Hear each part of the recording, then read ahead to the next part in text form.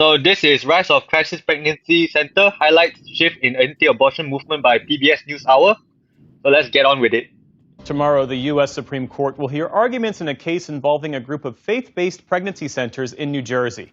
The organization is hoping to block the state's attorney general from investigating whether they misled women into believing the centers offered abortions.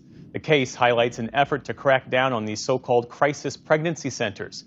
For our series, The Next Frontier, special correspondent Sarah Varney reports these organizations are a growing part of the anti-abortion movement in a post-Roe America. So where do you think I stand on this issue? People want to do dumb shit. Like, people jump out of planes. Like, I don't fucking care. Yeah. You want to do some dumb shit? Do some dumb shit. Yeah. Just admit you're doing some dumb shit. Yeah. Like, so yeah, good luck guessing which side of the aisle is that on. I was terrified. I mean, like, no 18-year-old wants to find themselves in that position. 4 years ago, Hannah Miller, then a freshman at Brandeis University outside of Boston, became pregnant. After searching for abortion care on the internet, the Minnesota native called one of the first clinics to pop up. They were really trying. Yeah, maybe to further elaborate why I believe people who get abortions are stupid, may the Swiss cheese model help explain why. Yeah, by the time you need an abortion, you have pretty much reached the end of the line at that point. And it's so far gone at that point that I don't know how is anyone going to bail you out at that juncture. So look, I know having unprotected sex is fun, but that's how she found herself in a situation like this. Most probably. To like beat around the bush, really trying to just get me there. What happens when you went inside? It looked exactly like any doctor's office, down to a woman in scrubs. Hello. Hello. But partway through the appointment, Hannah realized she had come to the wrong place. Instead of an abortion clinic, Hannah was sitting in a crisis pregnancy center. Known as CPCs, these mostly faith-based nonprofits offer resources to pregnant women to steer them away from abortion. But reproductive rights advocates in the medical community have criticized CPCs for using deceptive and at times unsafe practices. Yeah, this is the group of people that believes that you shouldn't have sex until you get married, conveniently forgetting that Adam and Eve ate that forbidden fruit. So yeah, we're not exactly known for following God's command. Sometimes you just gotta give them what they deserve, you know. You really just can't protect stupid, I guess. They told me that I was 8 weeks pregnant at a time when I was 6 weeks pregnant. Did anything she said change your mind? No, it made me kind of more resolved in my decision. You see what I mean? You see what I mean? You just can't hold someone who wants to jump off a cliff, right? Sometimes you just gotta let them jump off the cliff themselves, right? They want to do that dumb shit themselves. But it changed fundamentally the way that I felt about it. It felt like something I needed to be ashamed of. Shame will be the least of your worries at that point. You're in the news. You're going to be judged no matter what. Maybe your future partner will look at this and go, maybe I shouldn't deal with a fool like this. These centers are part of a larger strategy, says Carrie Baker, in the next frontier of the anti-abortion movement. When people think of the anti-abortion movement, they think of the push to try to make abortion illegal. And they haven't focused as much on the ground game, which is what CPCs are. Baker teaches gender, law, and public policy at Smith College. She says after many abortion clinics were forced to close post-Roe, the conservative Christian movement has prioritized replacing them. Well, that's the gap that's being filled by the closure of these abortion clinics. It's got to be filled with something. Just ask Andrew Tate when, masculinity was just a giant question mark. Who knows? I mean, just an analogy there may not be a very good analogy. You can disagree with that, whether you think it's a good or bad analogy. Don't murder an innocent child. As of last year, there were more than 2,600 crisis pregnancy centers and only 765 abortion clinics in communities across the U.S. Many of these centers, which typically provide free diapers, pregnancy tests, and anti-abortion counseling, offer healthcare services and medical advice without a license. As these clinics get more and more things like ultrasounds and appear more and more medical and encourage people to rely on what they're saying, they're more of a danger. I wouldn't call them medical providers. I would call them political organizations who are often not revealing their political agenda, at least initially. Baker points to cases where patients were misdiagnosed, delaying needed medical care, or were misled about the safety of abortion. And because nearly all of the centers are not licensed medical clinics, and because of that not subject to federal healthcare privacy laws, critics worry about what they are doing with patient information. There's a fair amount of evidence that anti-abortion crisis pregnancy centers are collecting information about people, and they're creating a mass database of young pregnant women or people that may not yet be pregnant but might become pregnant.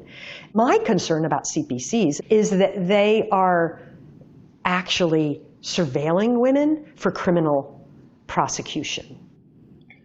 Yeah, I think they're creating a registry for women for recreational use only, or the Foolish Women Registry. Look, that's what happens when you only use the law to try to change how people think about this issue, right? Everything just looks like a criminal investigation. I mean, this is one thing that I have to criticize everybody. I don't know why everybody wants to bring the government in for some reason. So, I think for this issue, we need to start comparing it to skydiving, right? A perfectly safe activity for complete dummies. Just like snorting a line of cocaine, maybe. How about that, right? It's something that's completely unnecessary if you do the right thing beforehand. And hopefully, you don't find yourself in a situation where you need an abortion. And yeah, that's a bit too much of an ask, especially when you're dealing with a culture like this. This year, the crisis pregnancy center industry is expected to bring in more than $2.5 billion. From 2017 to 2023, nearly $430 million in federal dollars were awarded to more than 650 CPCs across the country through teen pregnancy prevention, welfare, and other federal programs. $430 million. And we are still fighting over this. Right? How about we first get the government out of the way, whichever side that happens to be, whichever side is advocating for that to be the case. And also, why is the government involved? When was the last time you looked at the government and went, wow, these people have figured it out. They are great at it. Like, I've never had that experience, right? And though a majority of funding for CPCs is from churches and private donors, an increasing amount is coming from state taxpayer dollars. Again, why is no one fighting to get the government out of this issue? That's the part that's shocking to me at this point.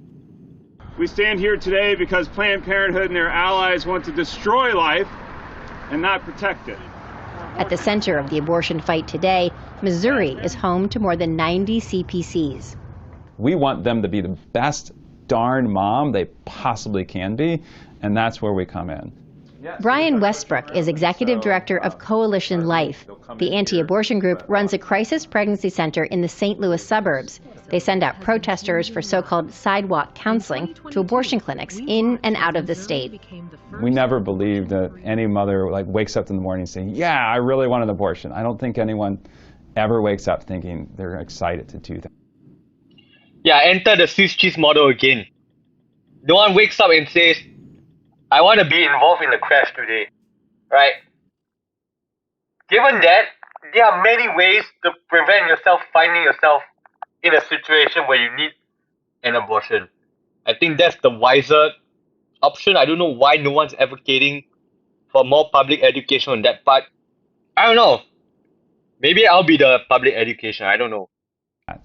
And so what we want to do is we want to coach them. Then they can kind of pause, think about it, make a logical decision of, yeah, maybe I shouldn't go through with this abortion. Westbrook says they served around 1,100 women last year and on average helped 4 to 5 people per day. Our goal is to create a family unit that the child would be in a good spot to go into, to be born into. Yeah, I have to agree with that. That's the challenge with far more tangible results. Maybe that'll bring down the abortion rate. Maybe not. I mean, people will still do dumb shit. The center offers pregnancy and STI testing, ultrasounds, and pregnancy coaching. Westbrook says that work is made possible because of private donors. In Missouri, residents receive a 70% tax credit when they donate to groups like Coalition Life. Last year, the state approved $11 million in these tax credits. That's on top of the state's long-running Alternatives to Abortion program, which received more than $8 million in 2024. Again, why should the government get involved? Wouldn't it be better to put the gynecologist in charge? Like the Gynecologist Association or something in charge of that issue. Let them make the rules. And then let the dumb people just, exterminate themselves. I mean, it's not like you can tell them what not to do. Right? You can tell them to stop jumping off a cliff, they will still continue jumping off a cliff. So it's like, you might as well just, if they jump off a cliff and they die, wouldn't it be better because we don't have to take care of them anymore? Right? I don't know why we insist on saving such dumb people. Anyways.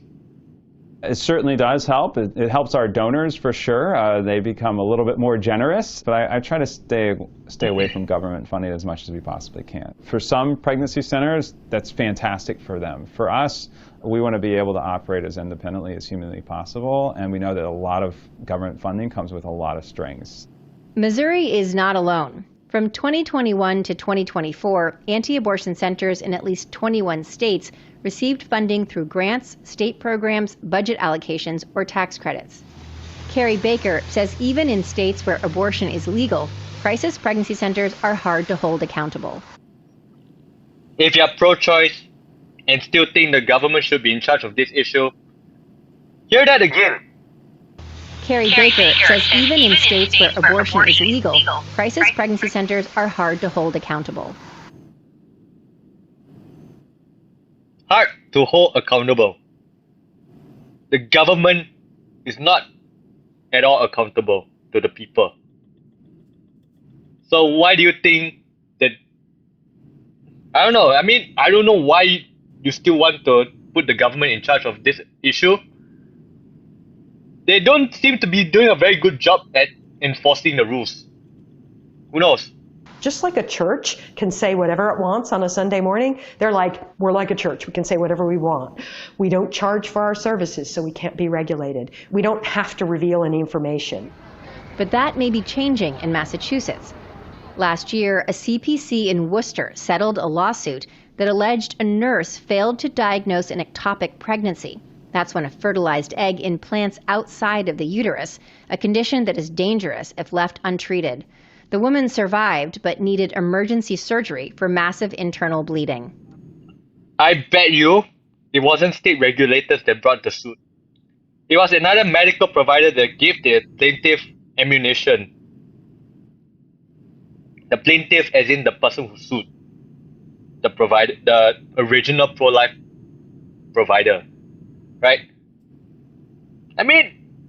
Oh my gosh, I don't know what to say at this point. Whether you need pregnancy care or abortion care, avoid anti-abortion centers. That summer, Governor Maura Healey, a Democrat, launched a $1 million education campaign to discourage residents from going to CPCs. In order to get at anti-abortion centers, at this very real problem and threat to the health and safety of a lot of people, we have to do it in a way that does not run afoul of the First Amendment. That's hard to do. Democratic State Senator Becca Rausch authored a bill requiring a licensed healthcare professional to supervise any ultrasound related to a pregnancy. It was signed into law last year. Because of search engines and algorithms and money, a lot of times the first places that pop up are these anti-abortion centers. But if they can't provide any ultrasound services because it's illegal in Massachusetts for them to do so because they lack a license and the appropriate training to do so safely and accurately, then that doesn't happen at the get-go. Well, on to the issue of enforcement, to which I say, I wish you all the best. Be prepared to be disappointed. But some groups are pushing back. Your Options Medical, which runs centers in eastern Massachusetts, is suing the state, saying its education campaign violates the group's free speech and equal protection rights. This experience has been, for all intents and purposes, it did not have the effect that they wanted it to in so many ways. Weeks after her CPC appointment, Hannah was able to get abortion care at a licensed clinic near Boston. She says the ordeal inspired her to study reproductive health and policy. Class of 2025, we made it! This May, she graduated with a degree in public health. I felt incredible shame, incredible guilt. I was so embarrassed, and I felt stupid. Like, how could I have not seen this sooner? And I've thought about this for a long time, and I've kind of come out saying, you should not feel that. They should feel that. Hannah hopes talking about her experience will help others avoid the same pain in the future. For PBS NewsHour, I'm Sarah Varney in Massachusetts. Maybe to avoid the same completely unnecessary pain she went through, here are way better advice that I'm gonna give. Yes, I know sex is fun, but there's other more fun activities out there besides sex that doesn't come with such a huge array of risk, right? So okay, best way, keep sex till after marriage. Okay, maybe you guys are like Adam and Eve that refuse to take commands from anybody, but if you insist on, effing around, maybe don't get stuck on putting the eggplant in the wet oyster between your legs, right? Maybe consider the hole between the cheeks behind, or the wet hole you put your foot into, i.e. your mouth and your ass hole, right? But I don't know if maybe you guys insist on putting the eggplant into the wet oyster between your legs. Regardless of anything, whether you're on birth control or whatever nonsense, just wear protection. Okay? Condoms are 85% effective even when worn wrongly. Just hear that again. Condoms are 85% effective even when they are worn wrongly. Right? So worst case scenario, that little piece of latex will have 85% of working even if your head is not working properly. Anyways, then there are options like, more invasive ones like vasectomy, tubal ligation, which has a 80% chance of being reversible at some point in the near future. I mean, if you change your mind, we talk about body autonomy, right? We might as well go into snip and cutting off the source. Who knows? So look, there are so many options before you get to needing an abortion. And all these options came from a 5-minute Google search that I did. I'm sure if you spend a couple more minutes, you can find an option that's gonna work for you, right? And yeah, if you're dumb enough to want to participate in this hookup culture, you are obviously dumb enough to not search Google. So who knows, maybe have them abort themselves out of existence. So if you want any takeaway from this video, don't be like this idiot. Don't ever rely on the availability of safe, accessible abortion when there are so many better options out there, right? So those are my thoughts. Let me know what you think down below, and I'll see you next time. Bye bye. Be safe out there.